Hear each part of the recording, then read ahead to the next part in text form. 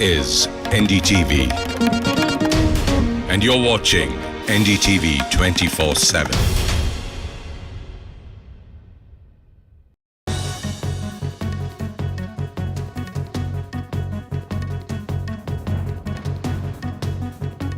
Hello and welcome to this Wednesday edition of the World Report with me, Arjun, Samar, Mahendran. Let's take a look at what's making headlines around the world. US President Donald Trump has renewed his demand for sweeping election reforms in the US, citing India's electoral system as an example of efficiency and integrity. Citing India and some other countries as examples, Trump said that US now fails to enforce basic and necessary election protections employed by modern, developed and even developing nations. He added, and I quote here, India and Brazil are tying, in fact, voter identification to a biometric database, while the US largely relies on self-attestation for citizenship. Chief advisor to the Bangladesh interim government, Professor Mohammad Yunus, departed for China for a 4-day visit by a special China Southwestern flight on Wednesday. Now, Yunus is leading a 57-member delegation, including foreign advisor Tauheed Hossain. Officials and security personnel accompany them. The visit marks the 50 years of diplomatic relations between Bangladesh and China. Wind-driven wildfires in South Korea killed at least 18 people and ravaged the country's southern regions. The fires destroyed more than 200 structures and forced 27,000 people, in fact, to evacuate, officials said on Wednesday. Meanwhile, houses, factories, vehicles and a 1,300-year-old Buddhist temple were among the structures destroyed in the wildfires that have in fact burned 43,330 acres and injured 19 people, the government's Emergency Response Center has underlined. Dry conditions, wind and trees downed by Hurricane Helene fueled wildfires in North Carolina and South Carolina as well. Their evacuation orders were in effect Tuesday. Now, the National Weather Service of the U.S. issued a red flag warning for parts of South Carolina upstate, western North Carolina and northeast Georgia through Tuesday night. This as conditions were expected to be favorable for the rapid spread of wildfire, with lingering dry air and winds picking up to 10 to 20 meters per hour or around 16 to 32 kilometers per hour and gusting 25 to 35 meters per hour and 40 to 56 kilometers per hour. Meanwhile, 2 fires were burning in the mountains of South Carolina as well. U.S. House Democrats are demanding accountability over a mushrooming controversy that top national security officials, including Trump's defense secretary, texted plans for upcoming military strikes in Yemen to a group chat in a secure messaging app that included, in fact, the editor-in-chief for The Atlantic. Now, this was reported by the magazine Monday. The revelations were explored during a Senate Intelligence Committee hearing Tuesday that in fact examined worldwide threats to the U.S. homeland. The text chain contained operational details of forthcoming strikes on Iran-backed Houthi rebels in Yemen, including information about targets, weapons, and the U.S. would be deploying and in fact attacking sequence as well. Journalist Jeffrey Goldberg reported these revelations. He's the editor-in-chief of The Atlantic. For perspective, now the strikes began just 2 hours after Goldberg received the details on the messaging platform group he was a part of. Let's just debunk a few myths here, because now the approach these leaders are taking is to lie. That's not in the leadership manual for our armed services, but that's what they're doing now. They're saying, oh, this information wasn't classified. Without even knowing the full details, we know that the time of attack for this operation was in the message. Let's be clear. That's classified information. That's all you need to know. Let's address another issue. Was this illegal? It's illegal on 2 different levels. One, it's mishandling classified information. That's been well established. But the second level it's illegal on is that the executive is required to maintain records of its communications. And this is a way for this lawless administration to get around that. Staying with the controversy, US President Donald Trump has said that he stands by his national security advisor, Michael Waltz, who accidentally invited the editor-in-chief of The Atlantic magazine to a highly sensitive chat among senior administration officials on the messaging app Signal. Now, this was about a forthcoming US military operation. The US president called criticism against Waltz unfair and even bashed Goldberg and his magazine for being bad for the country. By the way, Trump also brushed aside questions about if someone would be fired for their mistake. Listen into what Trump said, followed by Tulsi Gabbard's remarks, who claims that there in fact was no classified material that was shared in that Signal chat. This certainly will look at this, but the main thing was nothing happened. No, the attack was totally successful. It was, I guess, from what I understand, took place during, and it wasn't classified information. So this was not classified. Now, if it's classified information, it's probably a little bit different. But I always say you have to learn from every experience. I think it was very unfair the way they attacked Michael. He's a good person. There was no classified material that was shared in that. So then, Signal if there was no chat. classified material, share it with the committee. You can't have it both ways. These are important jobs. This is our national security. Bobbing and weaving and trying to, filibuster your answer. So please answer the question. If this was Director Gabbard, if this was a rank and file intelligence officer who did this kind of careless behavior, what would you do with them? Senator, I'll reiterate that there was no classified material that was shared in that. And if there's no classified in materials, share. And then if there's no classified materials, then you can't even answer the question whether you're on the chat. This is strangely familiar, and I think my colleagues will remember, when you couldn't answer the question, is Edward Snowden a traitor? Man, I have serious doubts about anyway. Russia and Ukraine agreed to a ceasefire in the Black Sea following talks with the US in Saudi Arabia's capital, Riyadh. It's unclear when the truce would take effect, as the Kremlin stressed on certain conditions now to be met. Now, these include lifting sanctions on Russia's agricultural bank and other institutions. Such an agreement would in fact mark the first step towards unwinding sanctions on Russia since the Ukraine war began in February 2022. The Black Sea is one theater in which Ukrainian forces have put Russia on the defensive, perhaps making Moscow keener to seek a truce there. Meanwhile, some experts argue that the Russian art of the deal is selling Russian demands as Russian concessions to the Americans and then demand sanctions relief on top.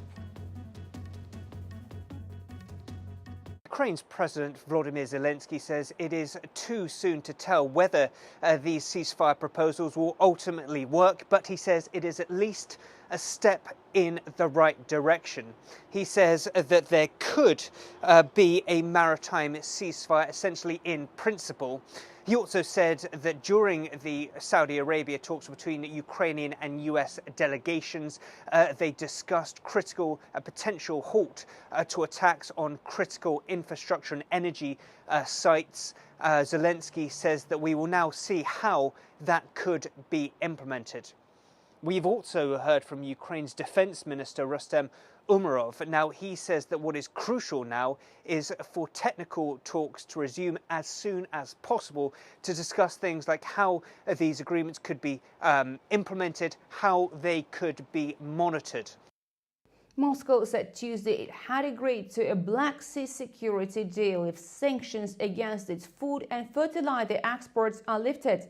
Following US-Russia talks in Saudi Arabia, the Kremlin released a statement saying the sides agreed to ensure the implementation of the Black Sea Initiative, which includes navigation safety guarantees in the Black Sea and the prevention of the use of commercial vessels for military purposes.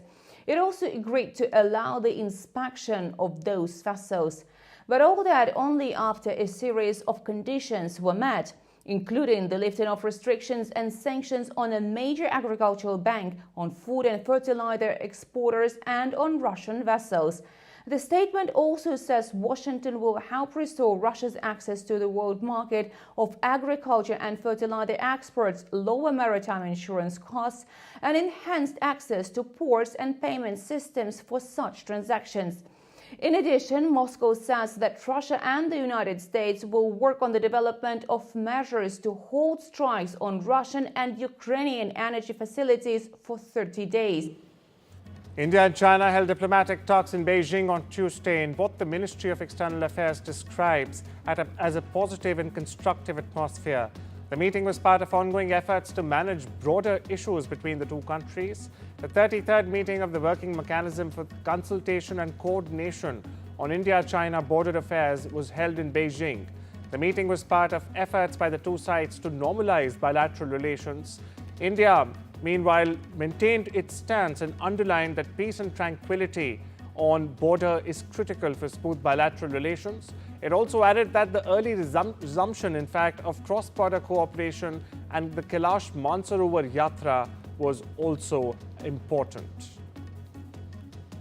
Fugitive diamond trader Mehul Choksi, one of India's most wanted in connection with the Punjab National Bank loan fraud case, is currently in Belgium. The European nation has confirmed to NDTV. In a communication, the Belgian Foreign Ministry confirmed that they are aware of Choksi's presence and they attach great importance to it and attention to it. Belgium, however, said they do not comment on individual cases. Even so, the FPS Foreign Affairs continues to closely follow the developments in this important case.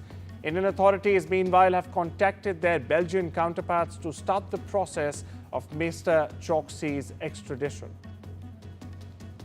And mass protests erupted across Nepal as demonstrators took to the streets demanding the reinstatement of the Nepal Electricity Authority chief. The situation escalated in the evening when the All Nepal National Independent Students Union burned an effigy of Prime Minister KP Sharma Oli in response to Gheesing's sudden removal. US Intel Chief Tulsi Gabbard has told senators that Tehran is not building a nuclear weapon and that Supreme Leader Khamenei has not yet authorized the nuclear weapons program that he suspended in 2003. However, Gabbard added Iran's enriched uranium stockpile is at its highest levels and is unprecedented for a state without nuclear weapons. Now, the report said that Iran is likely continuing work on chemical and biological agents for military use, with Tehran regime scientists showing special interest in chemicals that have a wide range of sedation, dislocation, and amnestic incapacitating effect, and can also, in fact, be lethal. Anti-government protesters in Turkey say they have planned to keep up a campaign of demonstrations triggered by the jailing of Istanbul's mayor, the biggest such opposition action in a decade. Now, this despite mass arrests and clashes with Erdogan's police force. US Vice President J.D. Vance said on Tuesday that he will visit Greenland this week, accompanying a high-profile US delegation to the territory that US President Donald Trump says Washington should in fact take over.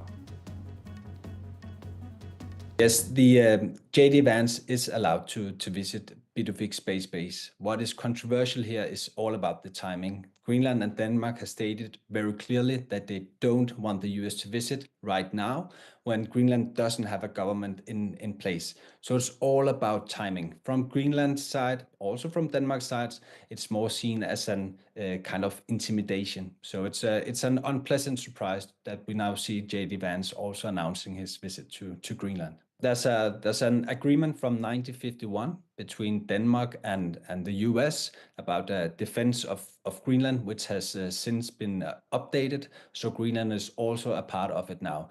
And to make a long story short, it gives US the right to use the Biduvik Space Base and visit it whenever they want.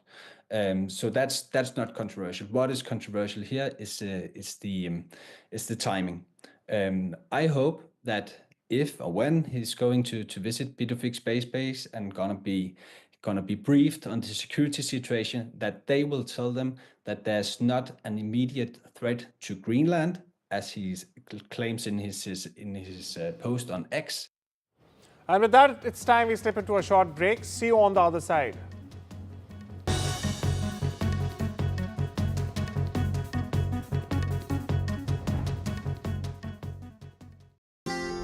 When Tony passed, we wanted to celebrate him his way. All he ever spoke about was bite this, bite that. I'll never forget our first date. Huge grin on his face as he rode up on that big noisy thing. And that's exactly the way he'd want to be remembered. At Co-op Funeral Care, we know everyone is different.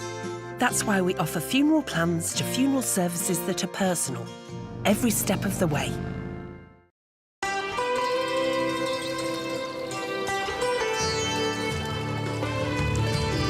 Sometimes it's the little things that remind us of them.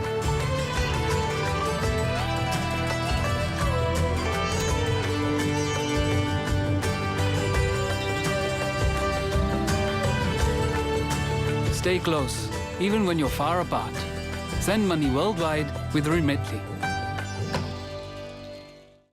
Wouldn't life be so much easier if you could control your blinds at the touch of a button? With Ultra Smart Blinds from Appeal, there's no chains, cords or wiring, because these stylish blinds are driven by a rechargeable power pack.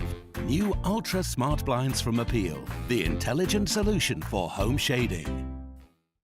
Say hello to the UK's most personalised Mother's Day card. And now get 20% off all cards this Mother's Day. Moonpig.com. At Vodafone, save £792 with the Google Pixel 9. Plus, with Circle to Search, you can instantly search anything on your phone without switching apps, only on Android. Hurry, deal ends 17th of April. Go online or in-store today. Vodafone. This is an urgent appeal from UNICEF UK. Children in Gaza are in critical need of food, water and medicine, and we need your help. Families are still at risk. The services they rely on have been destroyed and their lives turned upside down. UNICEF is working non-stop, providing life-saving medical supplies, clean water and fuel to keep services running. But we can't do it without you. To find out how you can help, search UNICEF Gaza or text Gaza to 84915. £39 could provide a family with an emergency water and hygiene kit. Whatever you can afford, your vital gift will help UNICEF keep working with children and families in Gaza to get through this crisis. Search UNICEF Gaza online or text Gaza to 84915 and help bring hope for children caught in this devastating crisis. Thank you. In People's Postcode Lottery's April draws, a share of £25.4 million must be won. Sign up before midnight on the 31st of March.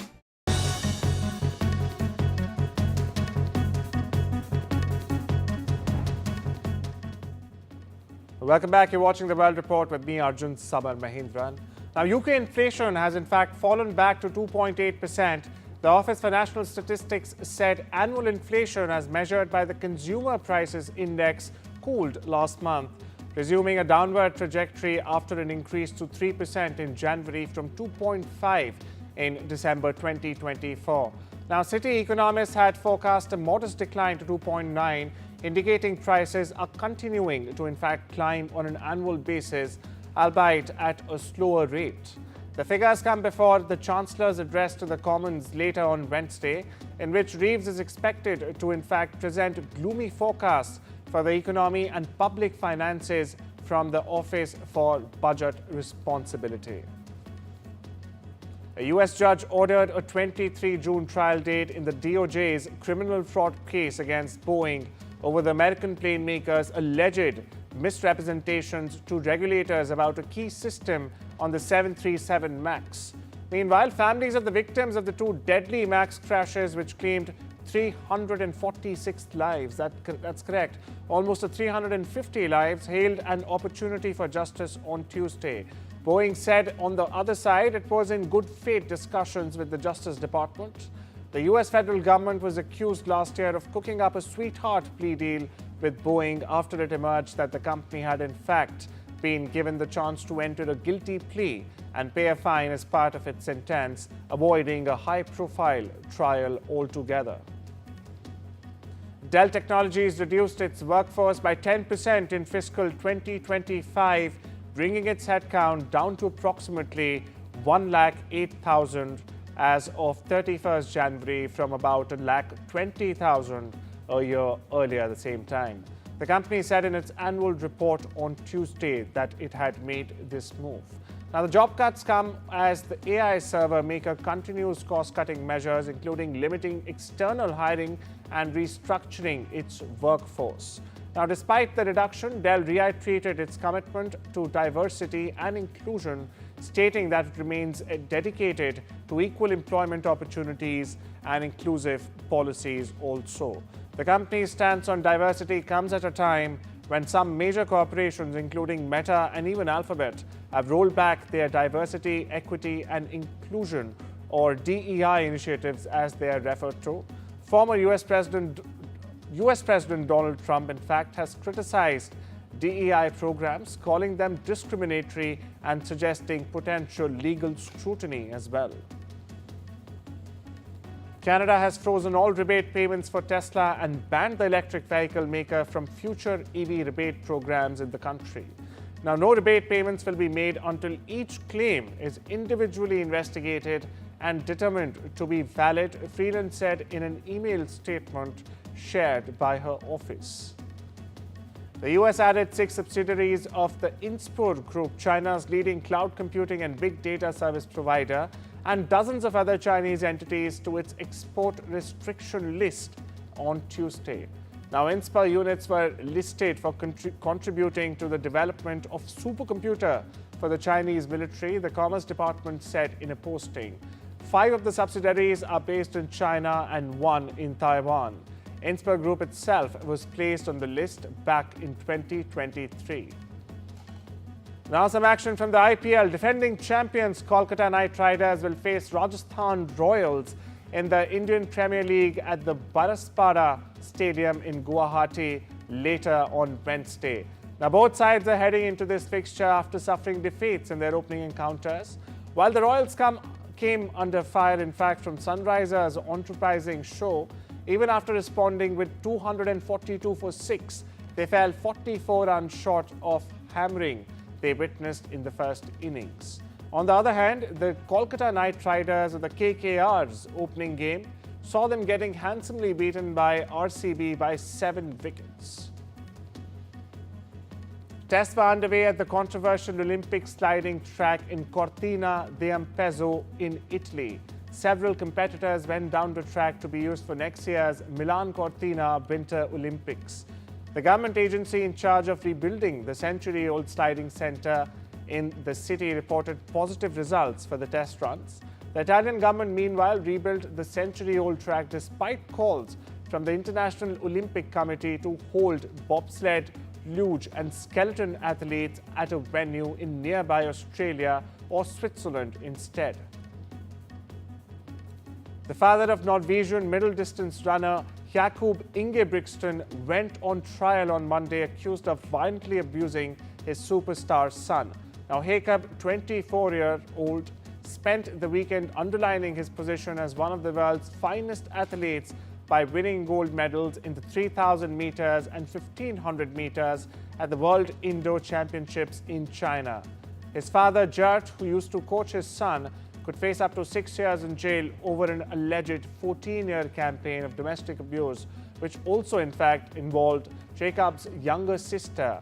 The defense has played the first episode of the TV documentary series Team Ingebrigtsen in court, saying that if there was evidence of abuse, the filmmakers would have it uncovered. In a stunning display of cultural heritage and youthful energy, 45 children from Jiangsu province village T showcased their ethnic look at China International Fashion Week. The fashion show held in Kaili, Jiangsu province, had been nurturing young talent since July 2024.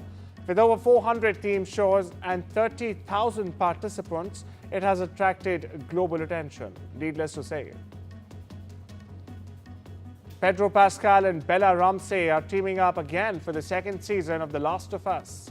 The two walked down the carpet Monday in Los Angeles to celebrate the show's return. Based on the popular video game The Last of Us Part 2, this season finds Joel, played by Pascal, and Ellie, played by Ramsey, 5 years after the season 1 finale. Listen in. I mean, we were really thrown into this together to like really long days on set, and sort of in the same way that me and Pedro were thrown into season 1. Me and Isabella didn't have time to get to know each other before because we were both so busy. She was filming like another movie at the same time, and so yeah, she really kept the set really light and breezy and brought such a joy to it. Just like this real fresh energy that we needed, I think. That's all we have for you today. Take care and have a wonderful day.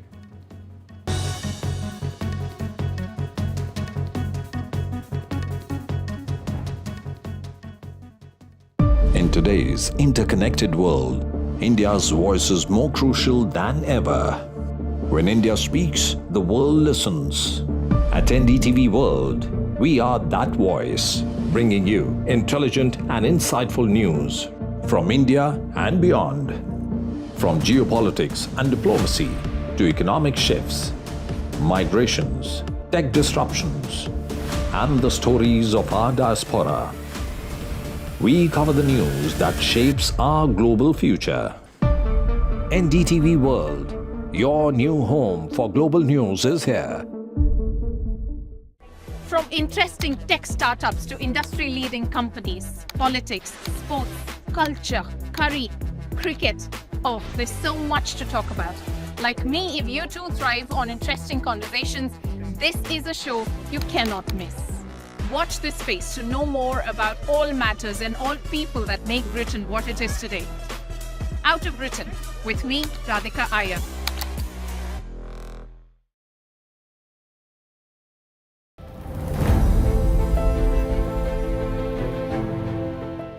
The India-US strategic partnership is one that's been developing now over the last several decades, and there's a great sense of optimism over here in India that it is headed in a particular direction.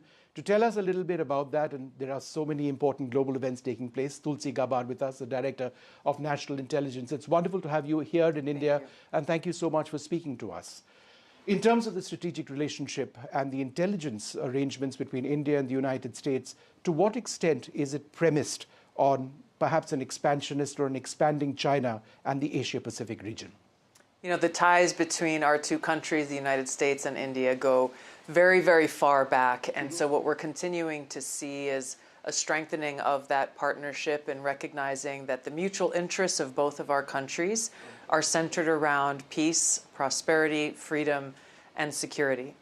So now as we see a new administration coming in with President Trump's leadership in the United States, of course, Prime Minister Modi's long-standing leadership here in India, we have two leaders of our two great countries who are very good friends and who are very focused on how we can strengthen those shared objectives and those shared interests. So in a sense, it's taking forward what we already have in terms of the strategic partnership, and that's one of your primary goals, right? It is. And how were your meetings to that end? It is. I've been having great meetings, and of course this began with Prime Minister Modi's visit to President Trump in Washington, D.C., very shortly after he was inaugurated back into office for a second term, where they really set the tone and set the vision for where a stronger U.S.-India partnership and friendship can lead to.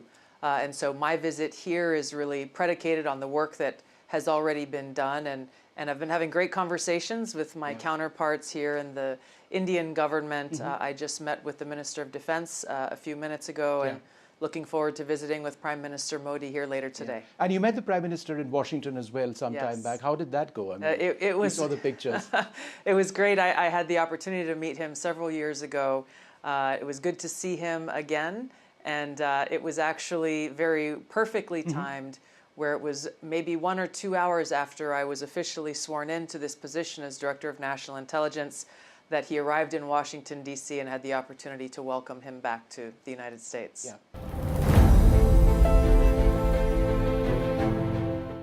In today's interconnected world, India's voice is more crucial than ever. When India speaks, the world listens.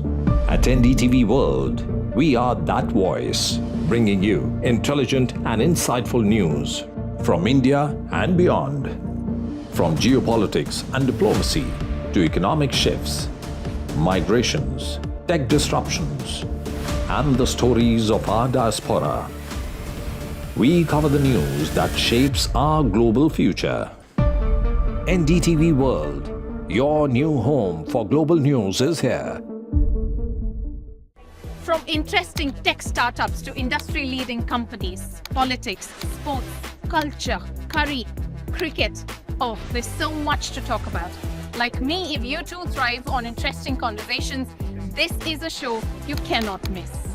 Watch this space to know more about all matters and all people that make Britain what it is today. Out of Britain, with me, Radhika Iyer.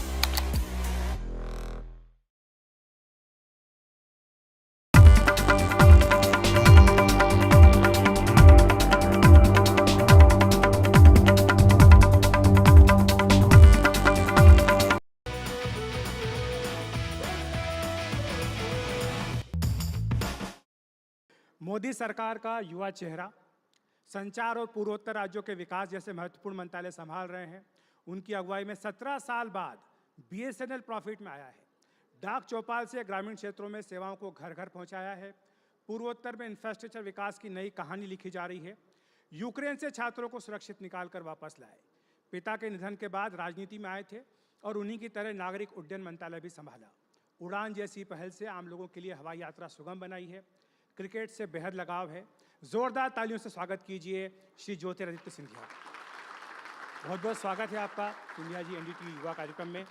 शुरुआत इसी बात से करते हैं कि भारत सबसे युवा देशों में से है।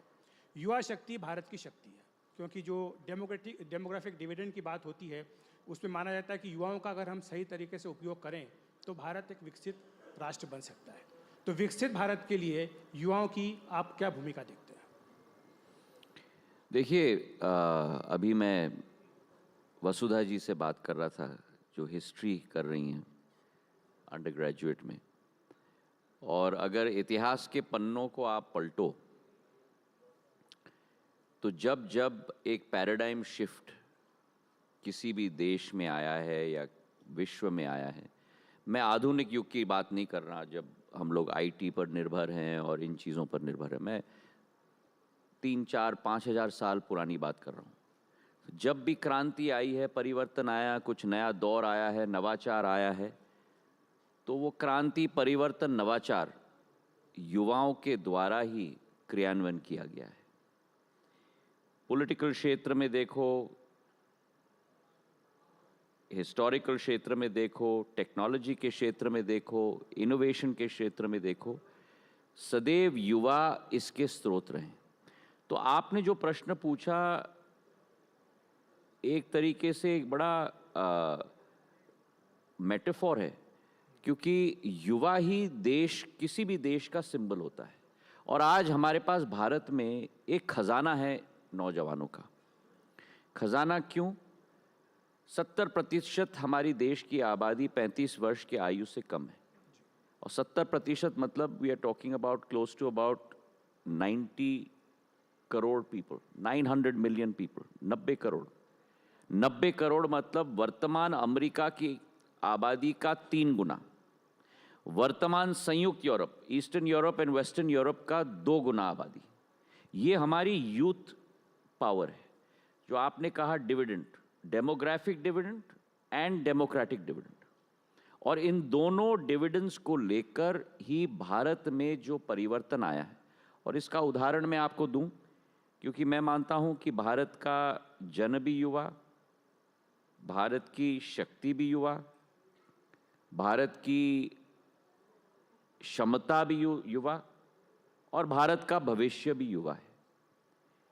और एक उदाहरण आपको दूं, जिस देश में चुने गुने उंगली पे गिने हुए स्टार्टअप्स होते थे, आज उस देश में 2.25 लाख स्टार्टअप्स हो चुके।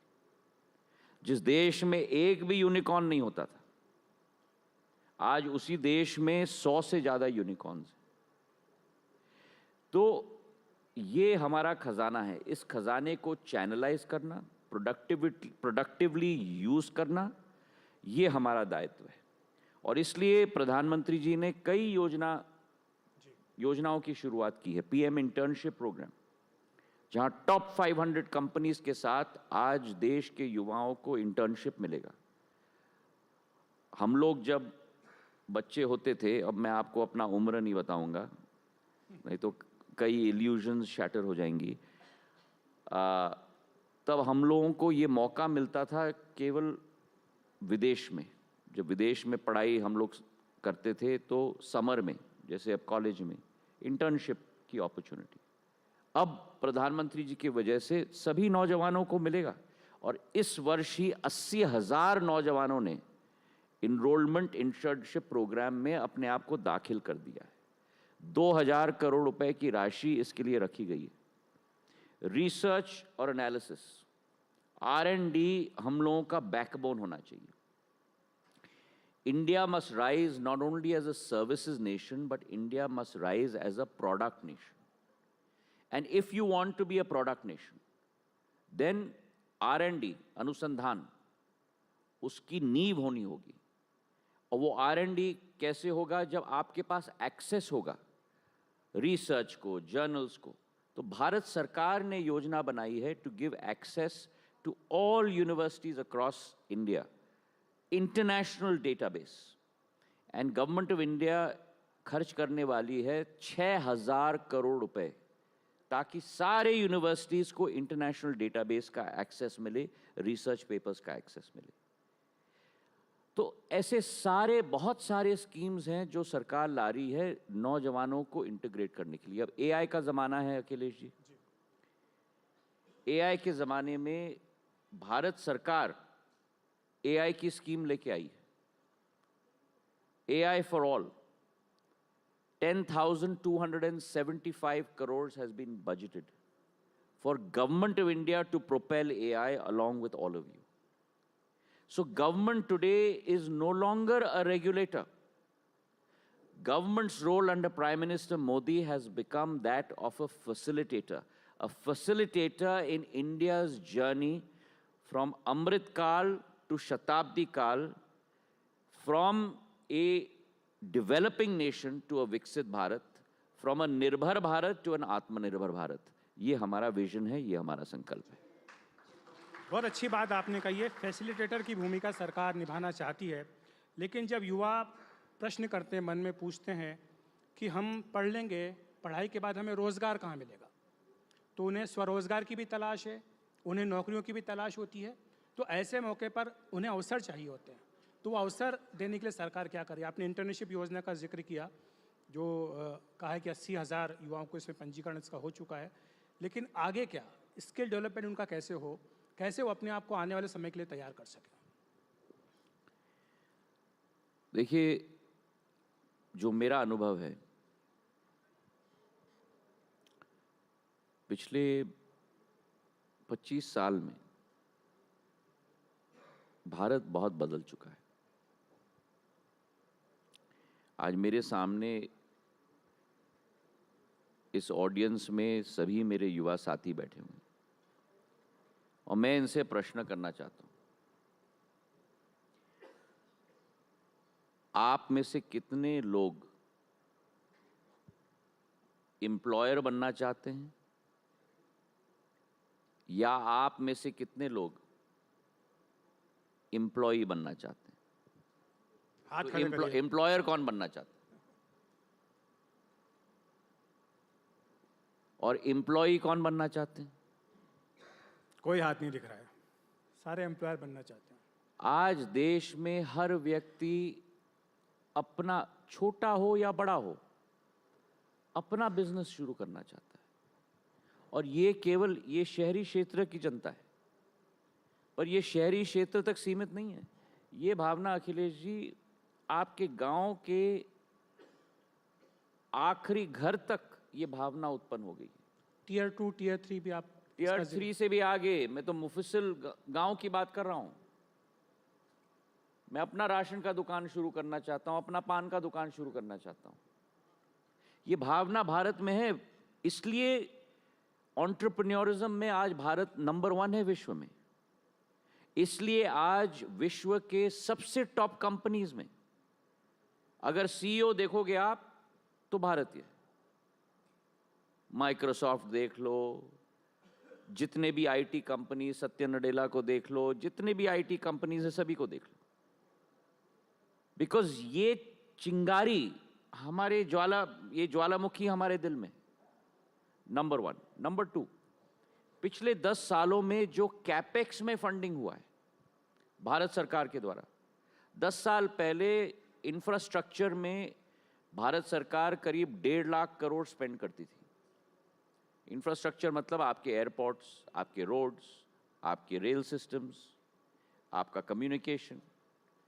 आज वही भारत सरकार प्रधानमंत्री जी के नेतृत्व में इंफ्रास्ट्रक्चर पर 11 लाख करोड़ रुपए स्पेंड कर रही है। और 11 लाख करोड़ मतलब क्या? मतलब जिस देश में 74 एयरपोर्ट होते थे, आज उस देश में 10 साल के अंदर 160 एयरपोर्ट हो गए। जिस देश में 90,000 किलोमीटर के हाईवे थे, आज उस देश में 1,50,000 किलोमीटर के हाईवे हो गए। जिस देश में केवल 6 करोड़ ब्रॉडबैंड के कनेक्शंस थे, आज उसी देश में 94 करोड़ ब्रॉडबैंड कनेक्शन हो गए। इसका मतलब क्या? You are creating opportunity, you are creating new employment opportunities. और इसका चिरतार्थ, अंग्रेजी में कहावत है ना कि the devil is always in the details. Unemployment rate urban areas में